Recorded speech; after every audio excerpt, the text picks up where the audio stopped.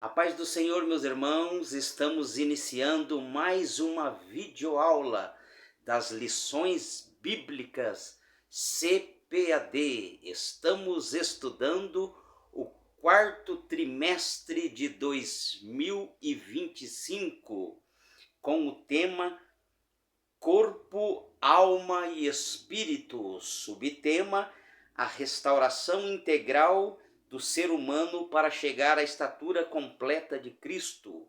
Estamos aprendendo juntamente com o comentarista, o pastor Silas Queiroz. E chegamos para mais uma videoaula, aonde vamos ministrar, vamos dar dica para os professores, para as professoras, superintendente e alunos que também querem ampliar o seu conhecimento da palavra de Deus. Estamos estudando antropologia bíblica e hoje chegamos na lição de número 6, que será ministrada no dia 9 de novembro de 2025, com o seguinte tema: a consciência, o tribunal interior. Fique ligado para aprender esta excelente aula e compartilhar com os seus alunos e ministrar uma aula excelente e com eficácia. O nosso texto base ou a nossa leitura bíblica em classe está em Romanos, capítulo 2, versículo de 12 a 16, aonde vai ser embasada todo o desenvolvimento da aula sobre a consciência como tribunal interior. O nosso texto áureo se encontra em Atos dos Apóstolos, capítulo 24, versículo 16, que diz assim: e por isso procuro sempre ter uma consciência sem ofensa, tanto para com Deus como para com os homens. A nossa verdade prática nos diz assim: diante da crescente degradação do padrão moral no mundo, o cristão deve apegar-se cada vez mais à sã doutrina para ter sempre uma boa consciência. Como de costume, a nossa lição ela está dividida em 3 tópicos e os seus respectivos subtópicos. No primeiro tópico, vamos aprender sobre antes e depois da queda. O segundo subtópico, vamos aprender o funcionamento da consciência. E o terceiro tópico, nós vamos aprender a consciência é falível. Pegue caneta, papel, anote as dicas que teremos no decorrer da ministração desta videoaula para você desempenhar uma aula com excelência e, como eu sempre tenho dito em todas as videoaulas, o nome do Senhor será mais uma vez glorificado. Esse é o intuito dessas pré-aulas para te ajudar a desenvolver e ministrar uma aula com excelência. Vamos então para a introdução da nossa lição e já estaremos desenvolvendo os demais tópicos da lição. Introdução do comentário do pastor Silas Queiroz. Ele nos diz assim: Deus fez o ser humano com um senso moral chamado consciência. Aqui já está a primeira coisa que você deve destacar na lição de hoje. Deus fez o ser humano com um senso moral chamado consciência. Deus colocou esse senso moral em todo ser humano. Já destaque para os seus alunos que Deus assim o fez. E esse senso moral chamado consciência, que acusa, defende e julga. Essas são as 3 funções da consciência humana: acusa, defende e julga. e nós vamos decorrer e desenvolver esse pensamento bíblico e teológico na aula de hoje. Essa lei ou esse senso moral funciona segundo a lei moral comum a todas as pessoas, comum a todas as pessoas. As escrituras sagradas e outras fontes normativas, como a família, a igreja e o Estado. A consciência escrutina ou examina e emite juízo sobre todo o comportamento humano. Então, a consciência, ela escrutina, ela examina e emite o juízo sobre todo o comportamento humano. Primeiro tópico que iremos trabalhar antes e depois da queda. Vamos entender o conceito de consciência, o que é a consciência humana e o que a Bíblia diz sobre a consciência humana. Para nós entendermos à luz da Bíblia, como nós temos dito nas videoaulas, que a base, o fundamento daquilo que ensinamos na classe de aula da escola dominical está baseada, alicerçada na palavra de Deus. É o que a palavra de Deus nos diz, e não as ideologias contrárias à palavra de Deus, segundo os filósofos e os antropólogos. Nós estamos fundamentados na palavra de Deus. Primeiro subtópico, diz assim: a primeira manifestação. Aqui nós vamos aprender e destacar a primeira manifestação registrada na Bíblia da consciência. Acompanhe conosco e não perca nenhum detalhe para a glória de Deus Pai. Diz assim, do termo grego sínedesis, ou seja, saber com. Já grife agora, a partir de agora, grife com a caneta, grife com lápis, com um marca-texto, grife essa palavra em diante. A consciência é uma definição. A consciência é uma faculdade inata. A consciência é uma faculdade inata, ou seja, todos nascem com ela. Todos já nascem com essa faculdade já em si, facultada a todas as pessoas. Esta é a nossa consciência, aonde ele julga, aonde ele aprova e reprova. Olha aí que interessante. A consciência é inata a todos, ou seja, nasce com todos. É como um sensor de alerta. Não sei se você já observou, naquelas luzes de incêndio, de alerta vermelha, quando algo sai errado, aquela luz começa a piscar e a emitir um som. Assim é a nossa consciência. Ela é como um sensor. É como um sensor instalado na alma humana. A consciência, ela é como um sensor instalado na alma humana. Grife e dê uma ênfase que ela é instalada na alma humana. Alguns teólogos, porém, consideram que seja no espírito e não há consenso.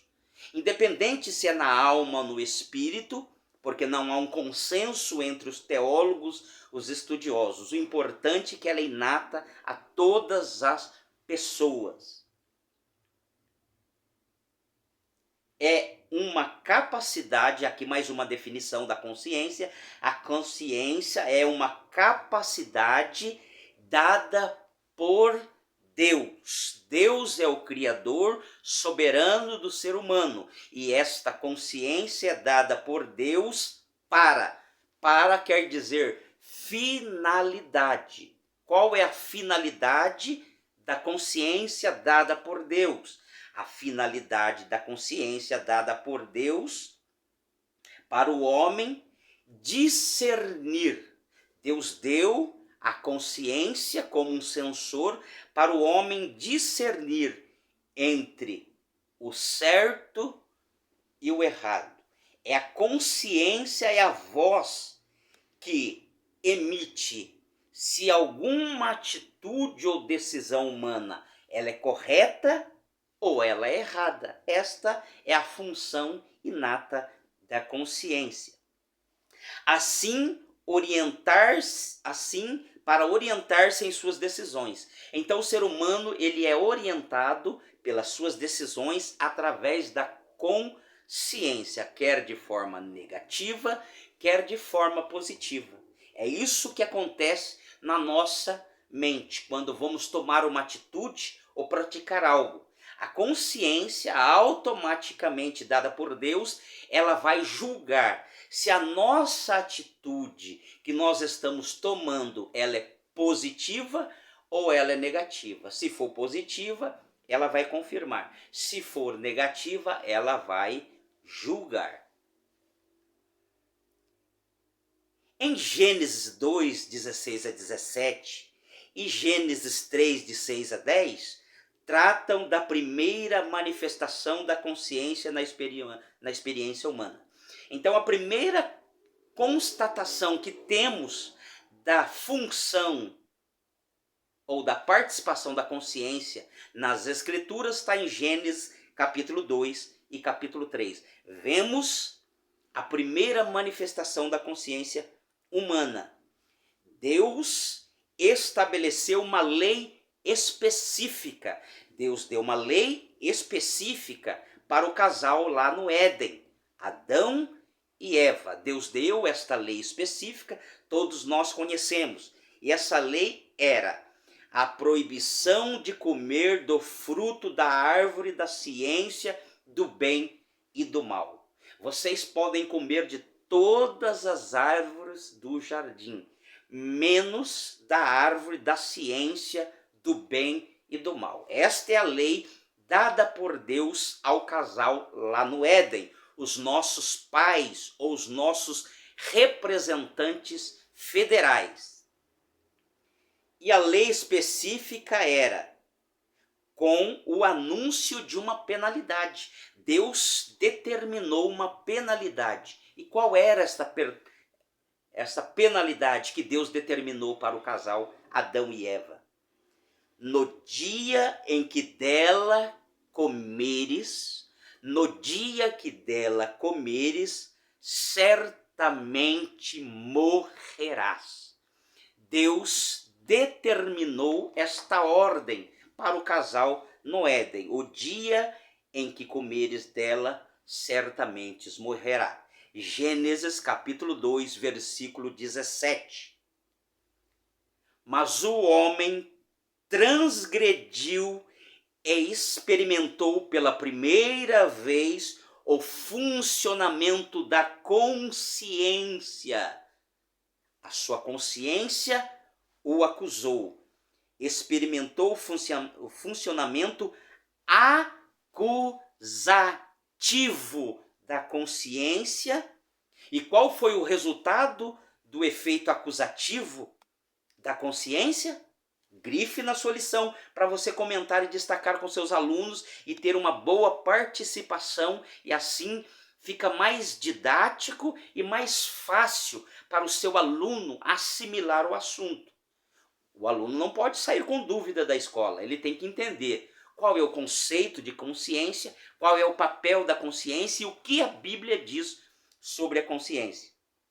Resultado foi da consciência culpa, vergonha e medo. Automaticamente a consciência já trabalhou trazendo culpa.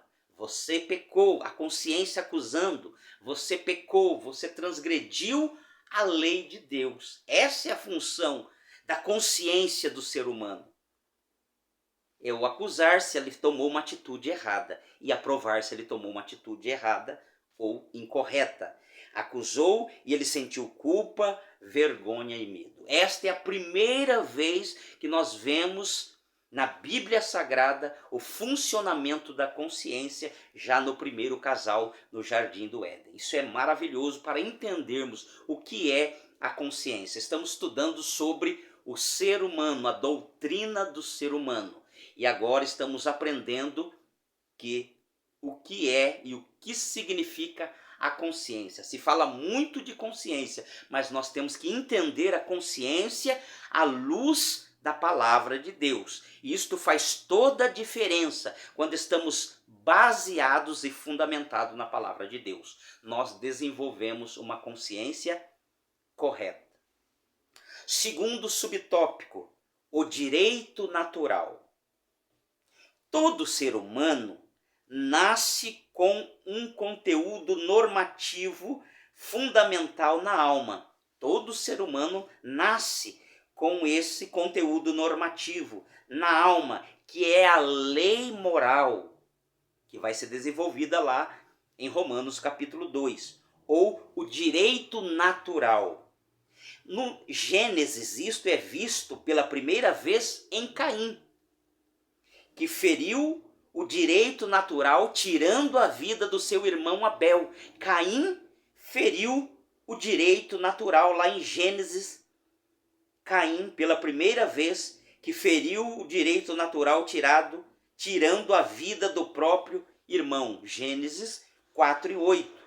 E depois dessa atitude homicida de Caim, ele experimentou uma trágica consequência. Todo ato, toda atitude gera uma consequência. O ato de desobediência de Adão e Eva gerou uma consequência negativa.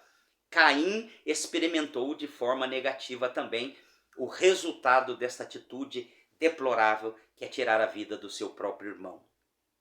Sua consciência, a consciência de Caim, o afligiu com pesada culpa. Esse é o resultado de uma atitude negativa. Ele sofreu ou foi afligido com uma pena e uma pesada culpa, dada a gravidade do seu pecado. O pecado dele foi gravíssimo.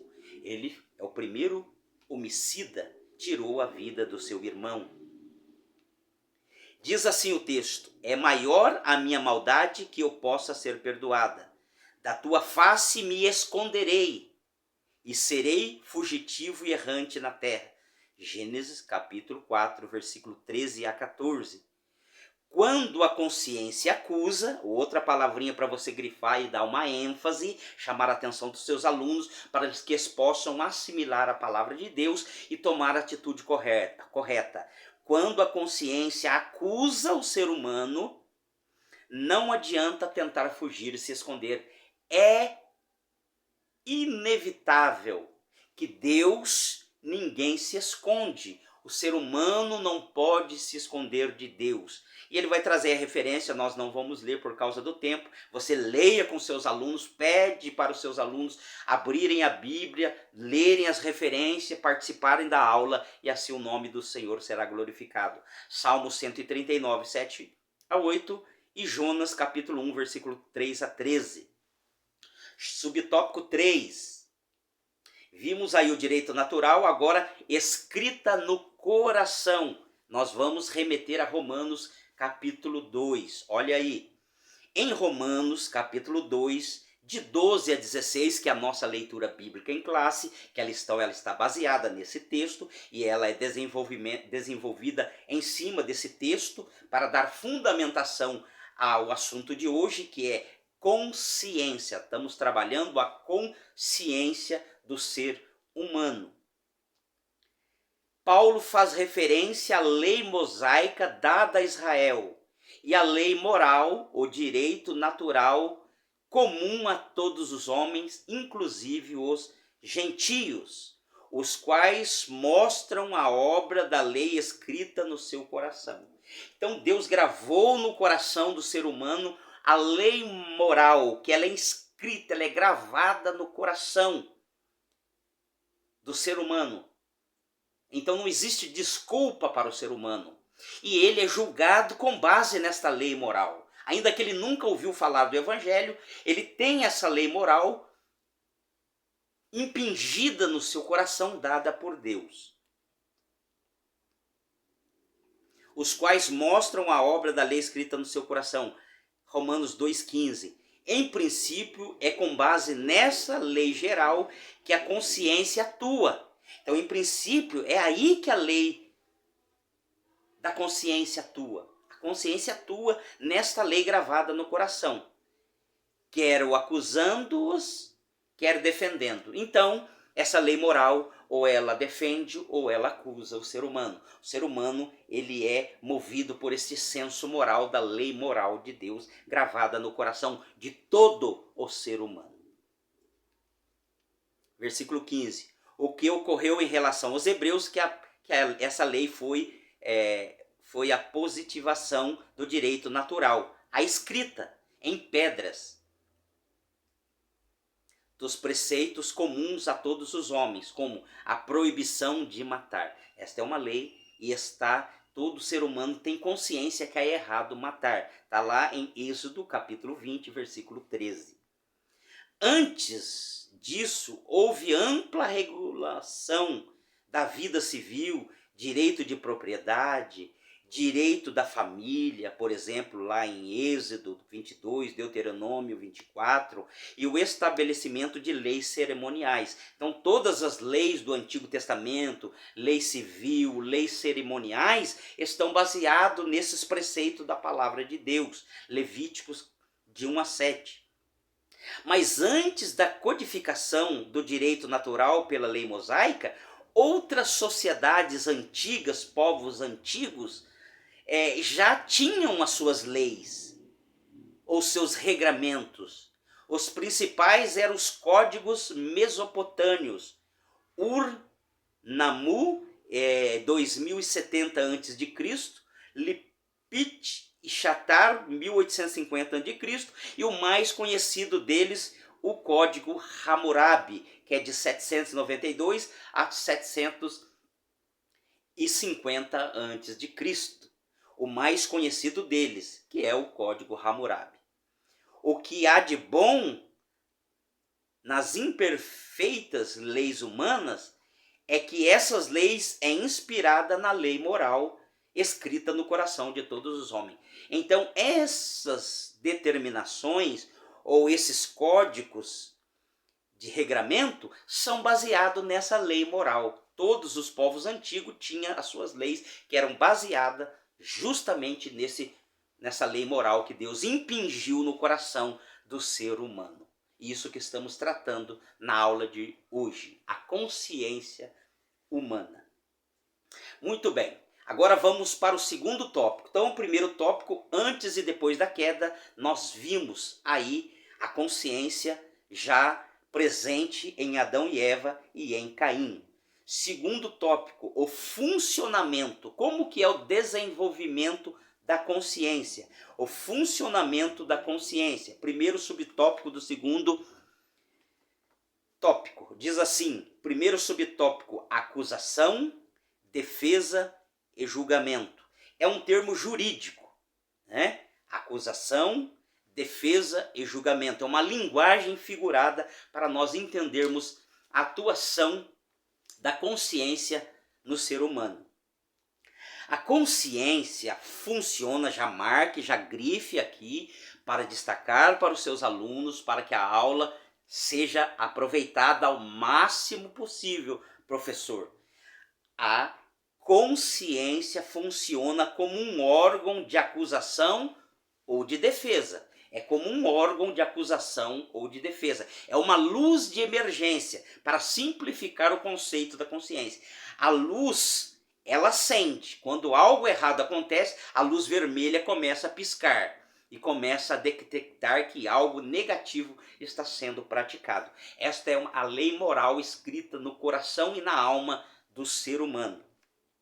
Então, a consciência funciona como um órgão. Grife aí, órgão de acusação ou de defesa, mas também exerce a função judicante. Salmo 51 e Gênesis 3 diz que tão logo Adão e Eva pecaram, foram abertos os olhos de ambos e conheceram que estavam nus.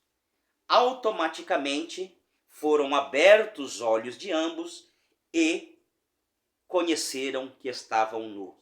O verbo aqui conhecer é yadá, no hebraico, traduz o apontamento negativo feito pela consciência.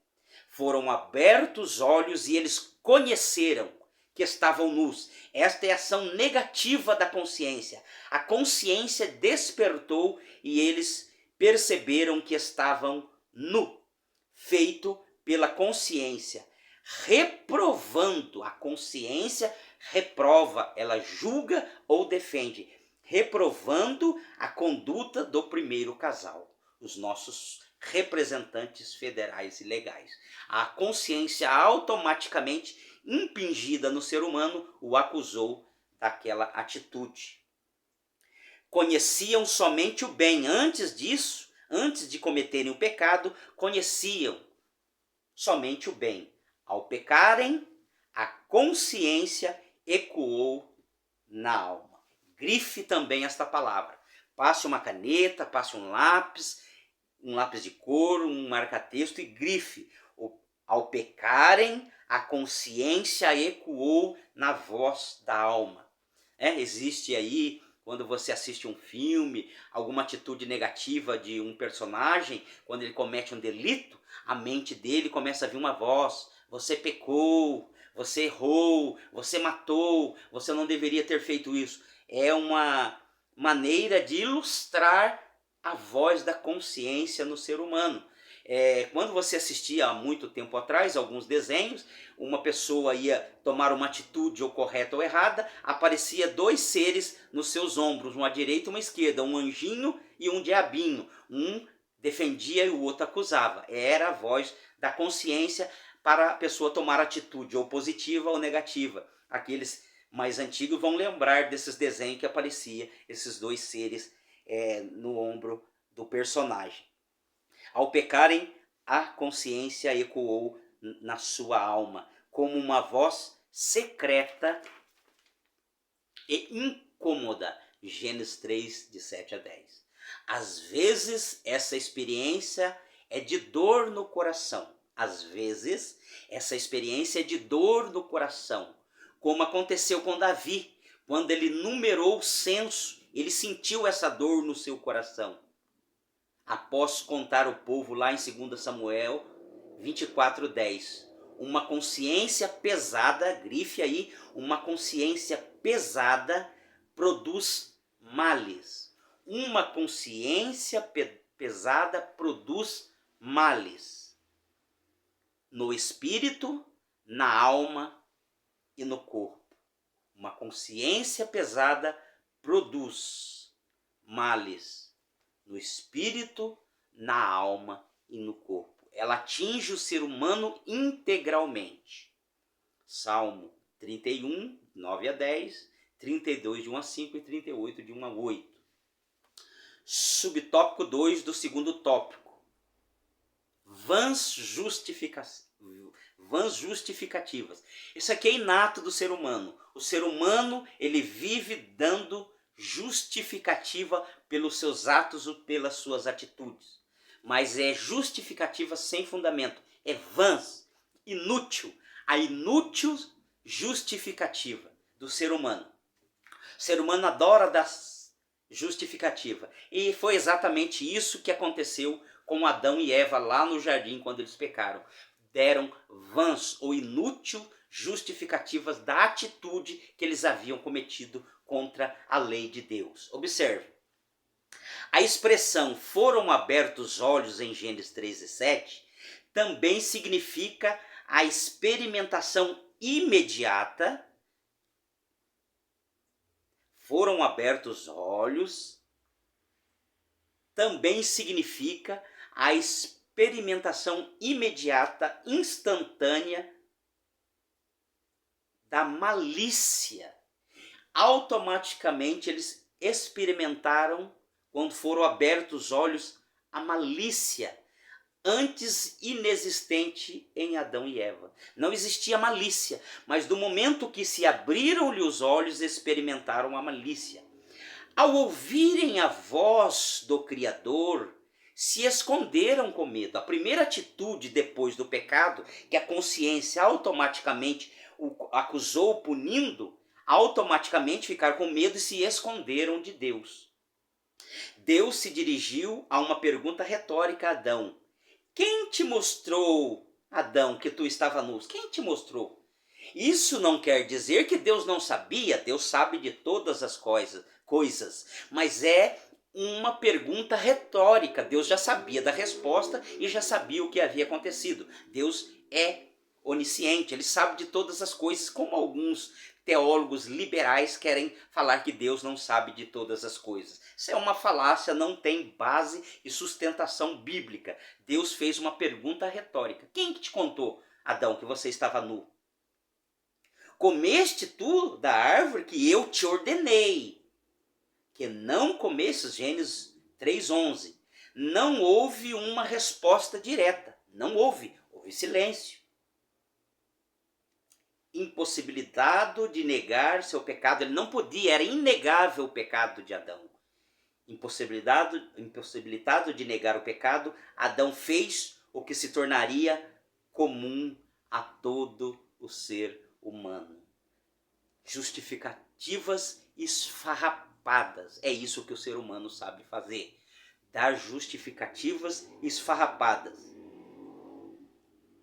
Tentou se justificar, certamente buscando aplacar a consciência que estava o acusando de haver cometido o pecado. A mulher que me destes por companheira, colocou ou transferiu a responsabilidade para a mulher. Essa é a justificativa. Eu transfiro a minha responsabilidade, eu não sou mais responsável pelo ato, pela atitude errada. A mulher que me deste por companheira, ela me deu da árvore e eu comi. Gênesis 3:12. Eva seguiu o mesmo caminho, culpando a serpente. Gênesis 3:13. Eu comi porque a serpente me enganou. Transferiu a responsabilidade para a serpente. Será que isso não acontece hoje nos nossos dias? Transferência de responsabilidade? Ah, Senhor, foi por causa disso, foi por fulano, por beltrano, foi por causa do diabo. Ah, o diabo. Devemos assumir as nossas responsabilidades e não justificativas esfarrapadas ou vãs. Eva seguiu no mesmo caminho culpando a serpente. Gênesis 3:13. Tentativas como essas são meros placebos. É inútil. Placebos, inútil. A consciência é implacável. Anote, grife, risque. Não sei se você tem esse hábito de grifar as palavras para dar uma ênfase na sua sala de aula, para chamar atenção, para participar os alunos, chamar os alunos à participação, e eles vão dar os seus pareceres, os seus argumentos, as suas experiências, e assim a aula fica produtiva, fica participativa e fica uma aula dinâmica, e os alunos têm interesse, e assim outros alunos vão ser atraídos para participar da escola bíblica dominical, e assim o nome do Senhor é glorificado. A consciência, ela é implacável. A consciência humana é implacável e não cede a vãs formulações humanas. É inútil, ainda que teológica, como as inclusivas. Romanos 1:18-27, 2 Timóteo 4:3. A confissão e o afastamento do pecado são um remédio para a alma. Se pecamos, se deslizamos, se escorregamos em algum pecado, o único remédio não é as justificativas vãs, mas o comentarista nos traz aqui, o único remédio para o pecado é afastamento do pecado e a confissão. Eu me confesso diante de Deus e afasto do pecado. Foi isso que Davi fez quando escreveu o Salmo 51. Ele se arrependeu do pecado que ele havia cometido, de um pecado terrível, gravíssimo, que era adultério e homicídio, mas ele se arrependeu e se afastou do pecado. Por isso Jesus disse para a mulher adúltera: vá e não peques mais. Então esse é o remédio, não existe justificativa para a consciência. Salmo 41, Provérbios 28 e Tiago 5. Terceiro, o debate no tribunal. A linguagem aqui é uma linguagem jurídica da consciência. A consciência é como um tribunal de júri que julga as condutas, aprovando as condutas ou reprovando-as. O tribunal do júri, ele vai dar a sentença. Vai haver acusação e vai haver a defesa. Assim é a nossa consciência. É um tribunal das nossas atitudes, dos nossos pecados, das nossas falhas. Ou a nossa consciência vai defender ou vai acusar. Atua em relação ao presente, ao passado e ao futuro. Funciona interagindo com as demais faculdades da alma. A consciência funciona interagindo com as demais faculdades da alma, principalmente os pensamentos e os sentimentos. Então a consciência ela interage com essas faculdades da alma, principalmente dos pensamentos e dos sentimentos.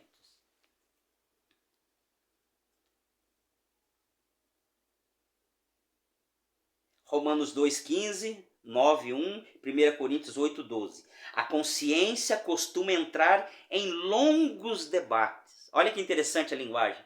A consciência costuma entrar em longos debates com os pensamentos que a questionam e aprofunda a análise. Há um debate, eles, usando uma linguagem figurada, eles conversam entre si, consciência e pensamento, em grandes debates, questionam e aprofundam a análise das ações tomadas pelo ser humano. Esse processo gera na mente um exame interior, uma investigação pessoal. 1 Coríntios, leia essa referência com seus alunos, peça para os seus alunos lerem essa referência, que é muito conhecida, principalmente na nossa ceia. 1 Coríntios 11, 28. Com o objetivo de alcançar um veredito favorável.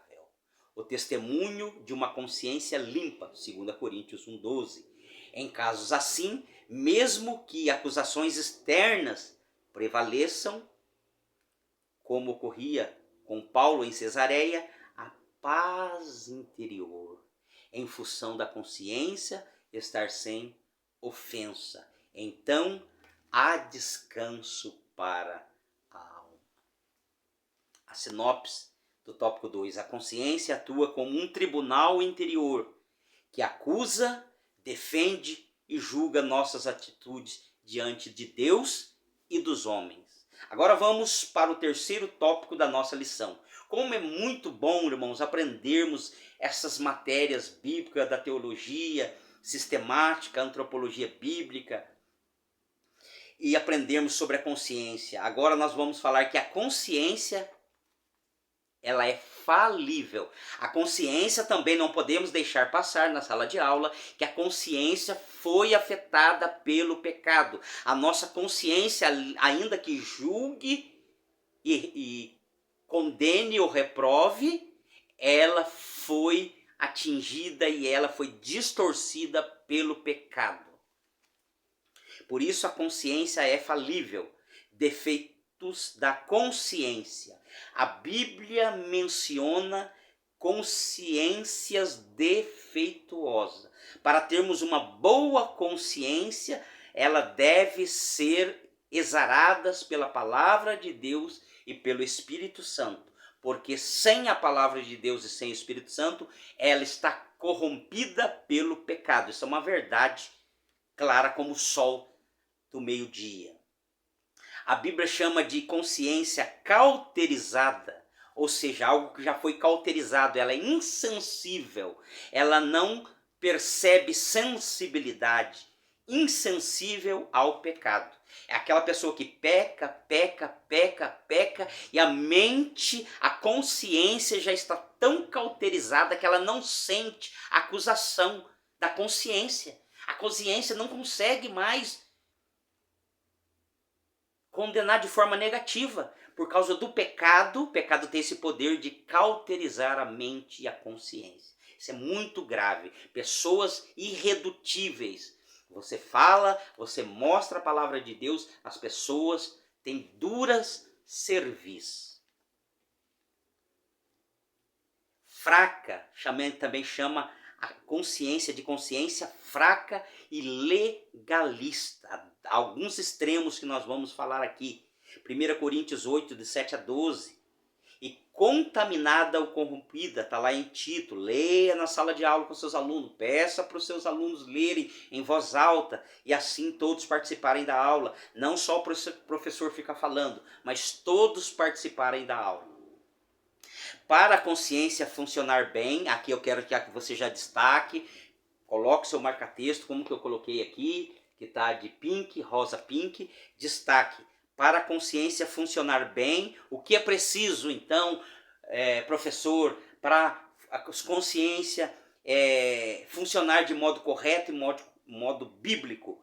É preciso estar corretamente edificada e cuidada à luz da genuína palavra de Deus. Só uma mente e uma consciência pautada pela genuína palavra de Deus, ela pode funcionar de maneira correta.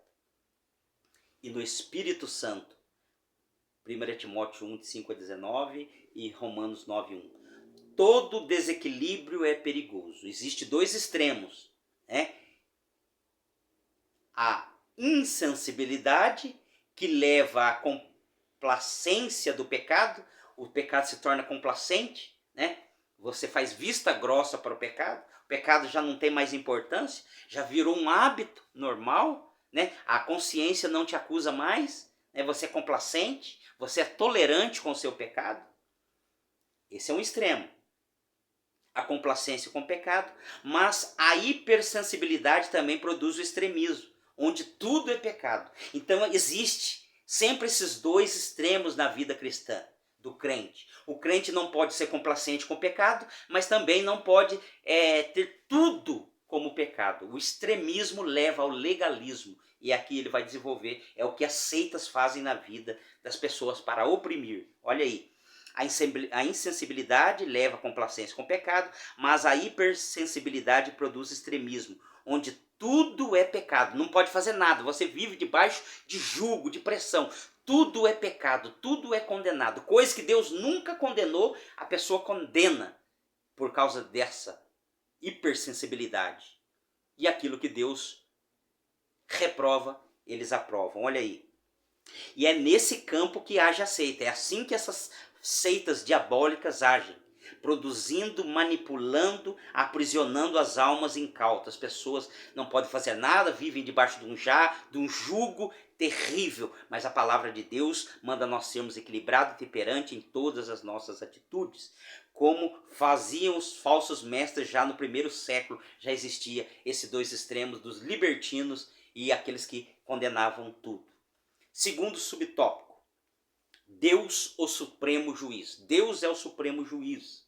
Apesar de sua grande importância, grife isso aqui, isso é muito importante para falar em sala de aula, para os seus alunos, para todos aprenderem isso daqui. Isso daqui é muito importante destacar na sala de aula. Professor, professora, subtendente, aluno também que está aprendendo a palavra de Deus, todos que estão nos acompanhando nessas aulas que estamos aqui disponibilizando no YouTube para você aprender, ter subsídios para comunicar na sua sala de aula e ministrar uma aula com excelência. Grife, Deus o supremo juiz, apesar da sua grande importância no exercício do juízo moral, a consciência, é lógico que ele está falando aqui, o pronunciamento da consciência não tem valor, não adianta, porque foi desfigurada e contaminada e corrompida pelo pecado. A consciência foi corrompida. Ainda que ela tenha o seu valor, que nós entendemos e acabamos de ver aqui no desenvolvimento dessa aula, o pronunciamento da consciência não tem valor absoluto. A consciência não tem a última palavra de valor absoluto ou definitivo. Como disse Paulo, porque em nada me sinto culpado, mas nem por isso me considero justificado, pois quem me julga é o Senhor.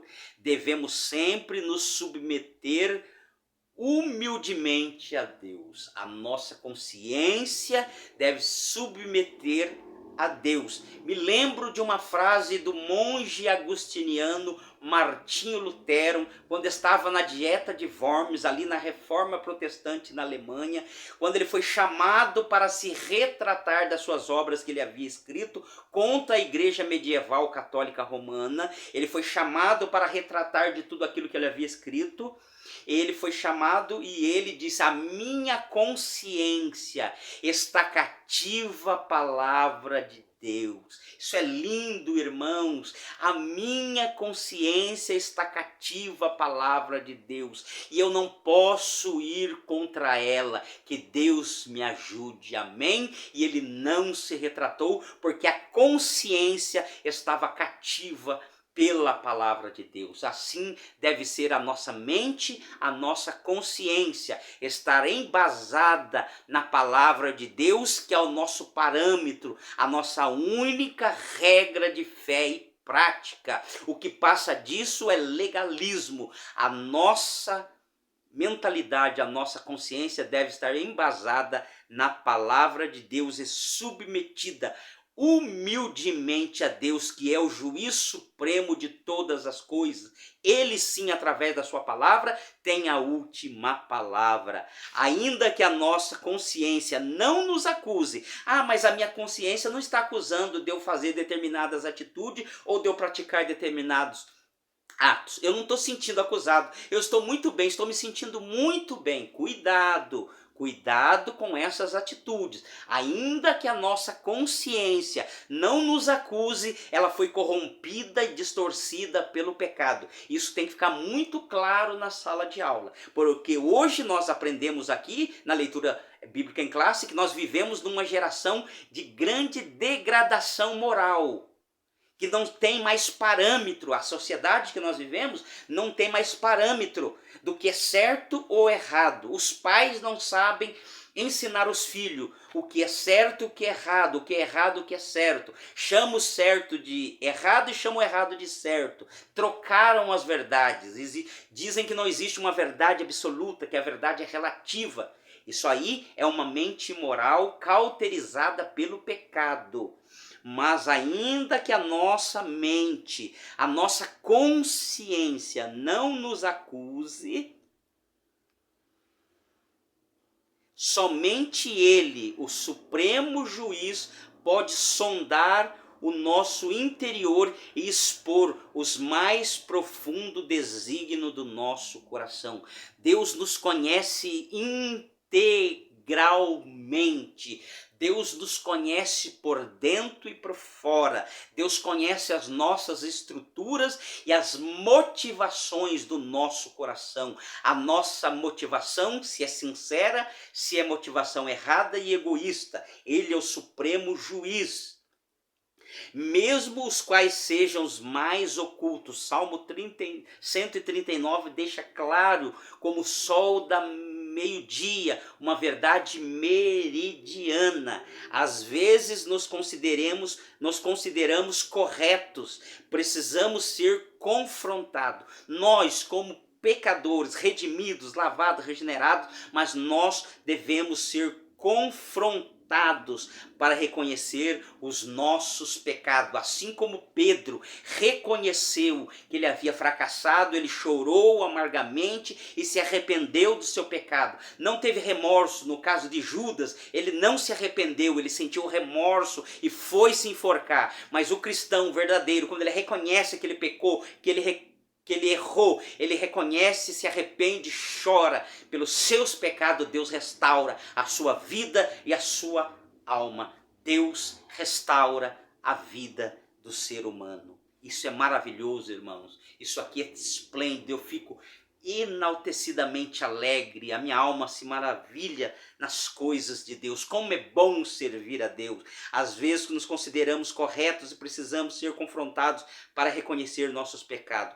Davi permaneceu insensível. Ele diz: Senhor, pequei, somente contra ti pequei.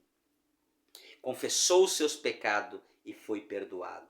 Davi permaneceu insensível e rigoroso, até ser confrontado, mas depois ele se arrependeu de verdade. Pedro precisou ouvir o canto do galo. Não espere o canto do galo para se arrepender de algum deslize. Nós pecamos, nós não somos perfeitos, mas não podemos viver na prática do pecado com uma consciência cauterizada. Isso faz parte da vida cristã. Nós não fomos glorificados, nós não alcançamos a glorificação total que será na redenção da vinda do Senhor Jesus. Pedro precisou ouvir o galo. Pecados do espírito, como soberba e orgulho, são os que mais se escondem. Provérbios 16, 18. A sinopse, e já vamos ler a nossa conclusão. Que aula maravilhosa!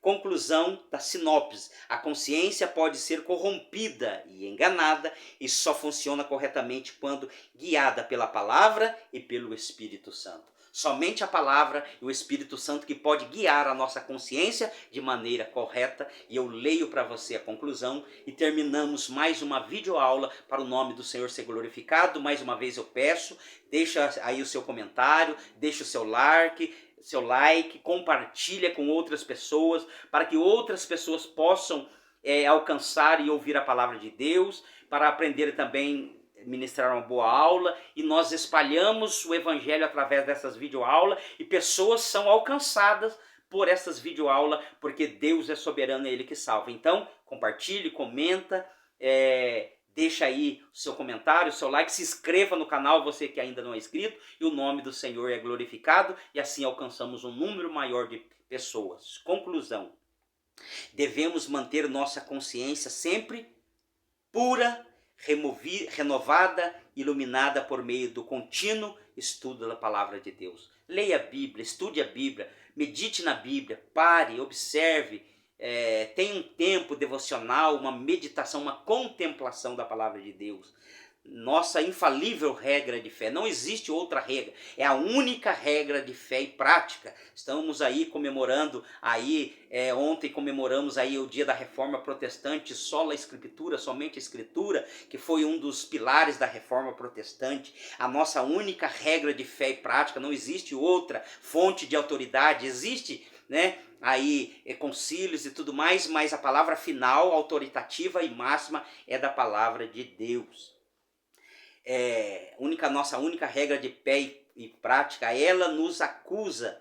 Não nos esqueçamos, o sangue de Cristo Jesus é poderoso para purificar a consciência de todo aquele que, arrependido, confiar no poder do seu sacrifício. Hebreus 9:14. Cheguemo-nos sempre a Ele com inteira certeza de fé. Hebreus 10:22. Que Deus vos abençoe em Cristo Jesus e o nome dele será glorificado. Amém.